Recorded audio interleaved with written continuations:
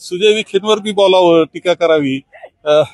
राधाकृष्ण विखेंवर बोलू शकतो आम्ही. एकामेका वयाचा मान ते नसतील राखत कदाचित, पण आम्हाला पोरा बाळांवर टीका चर्चा करायला नका लावू. पोरा बाळांना काय सल्ला द्याल साहेब? पोरा बाळांना सांगायचं काळ खूप आहे मोठा, काळजीपूर्वक जा.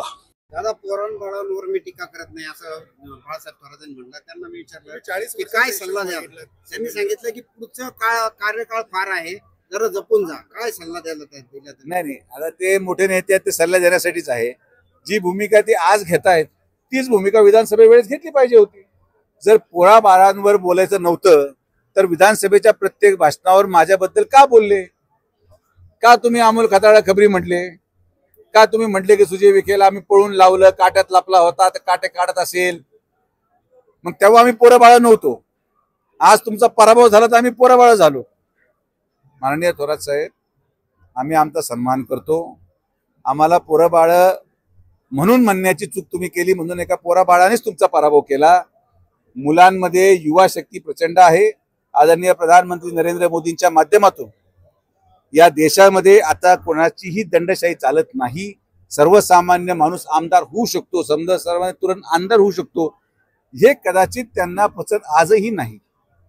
आणि जो काही त्यांनी भविष्याच्या कालावधीचा विषय मांडलेला की काळ प्रदीर्घ आहे, आम्ही तर मान्य करायला तयार आहोत. आम्ही तर आमचं मागचे 40 वर्षे संघर्षात गेले, पुढच्या 40 वर्ष आम्ही संघर्षच करत राहणार. कारण की जेव्हा आपण सर्वसामान्य माणसाच्या हितासाठी लढतो त्याच्या पदरी हे संघर्षच येतात आणि ते संघर्ष आम्ही शेवटच्या श्वासापर्यंत करू. आणि जी परिस्थिती सामोरे येईल त्या परिस्थितीला आम्ही हाताळण्यास समर्थ आहोत.